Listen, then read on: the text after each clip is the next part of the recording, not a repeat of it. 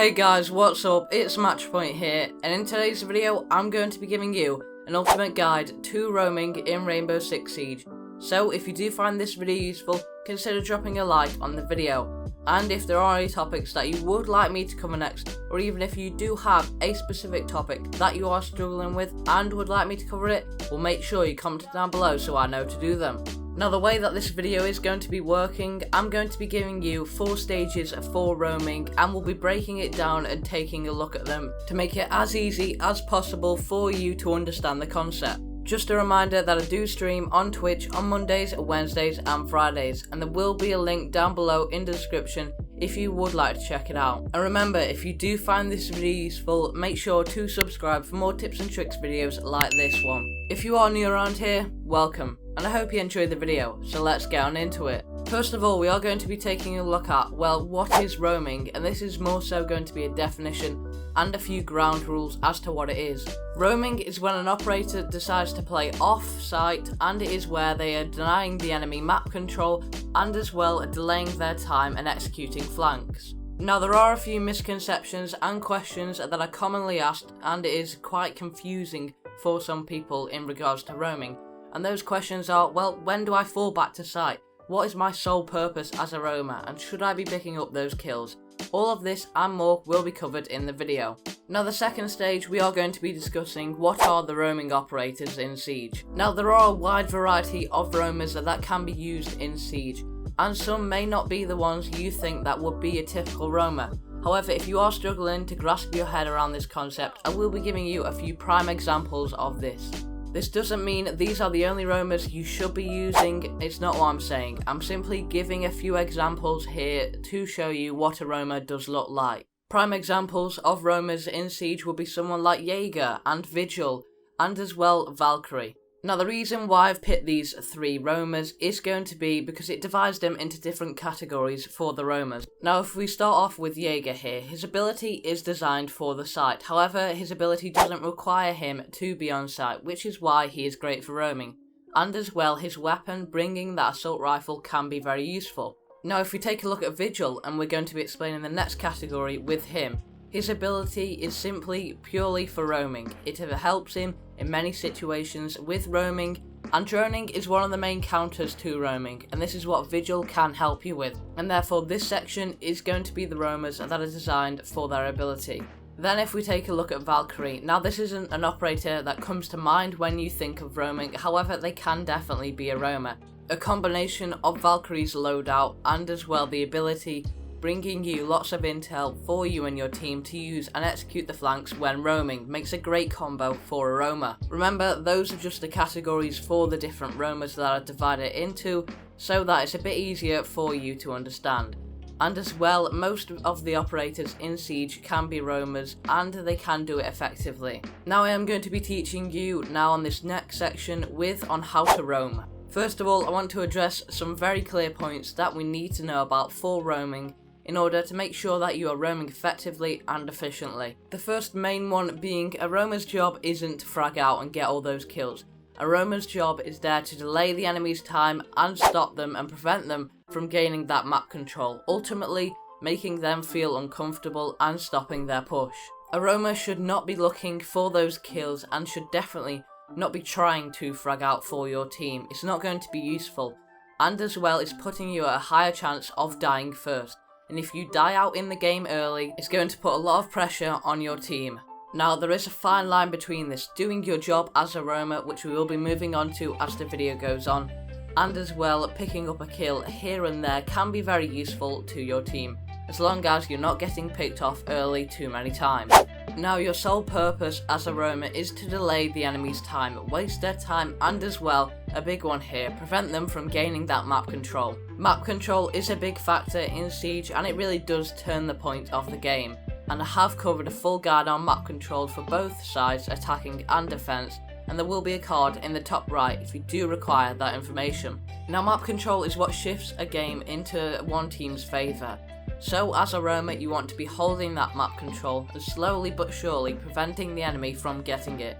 It's okay for them to gain a little bit of map control here and there, but the most important thing here is you've got to slow the process down of them gaining the map control. There are many ways in which you can do this in Siege, however a big one here is simply your presence of being there as a roamer. You want to be letting the enemy know that you are there and holding down this area, however don't be too aggressive and get picked off early. Now with this you should be doing it so that you can delay their map control and waste their time.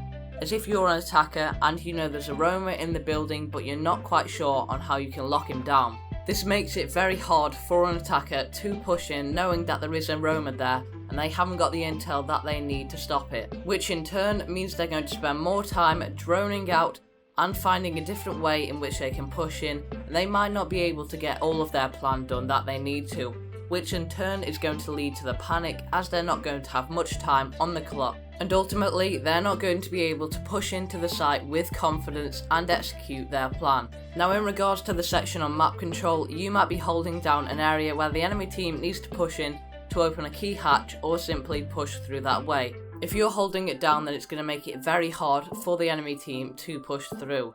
And eventually they might take you out, and even if they do take you out, you could have delayed at least 2 minutes of their time there, which is going to be incredibly valuable to your team.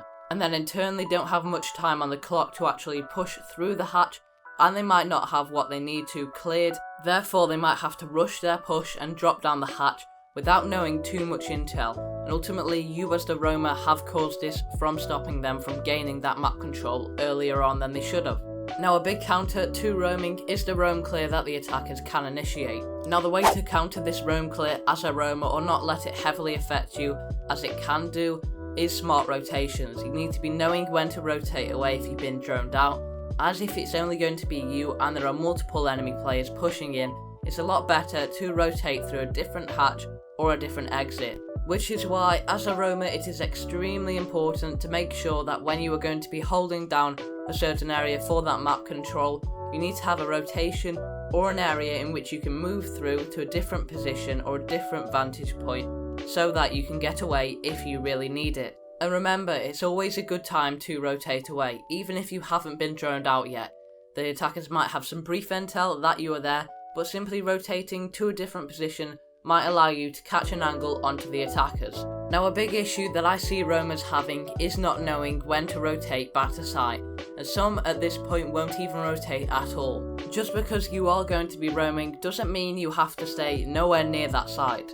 When that diffuser is getting planted, you should always be on your way back to site, and as well, if a few of your teammates begin to drop, and you will have this signal that you should really start pushing back to site, especially if they do have a key area locked down with their map control. You've always got to remember that you still need to come back to site. Now a big part of roaming is executing those flanks, and it is a little bit of a follow-up from returning back to site. As always, when you are returning back to site, you can end it up with a flank. Now for this to happen, you are going to need those callouts from your team, or simply some kind of intel. If your teammates can give you that intel, then it's going to make roaming and executing that flank a lot easier, as you're not going to be going in blind. Your teammates will be able to give you that short and precise time to call out, to allow you to know their exact position, what angles they might be holding, which area you should be rotating from, etc. And to end off the video, I'm going to be giving you one of the main big points and crucial factors of roaming. I did touch on it earlier on in the video, but I do just want to bring it to some more attention. Roaming isn't about the kills, it's about denying their map control, which will lead to wasting their time. Because if you're going to be denying them that map control, they're not going to be able to get their plan down, what they need to done, which is going to leave them with very little time at the end, and therefore the anchors on your team will be able to hold it down for you and finish off that round. Roaming can be a tricky concept to understand without any background on it.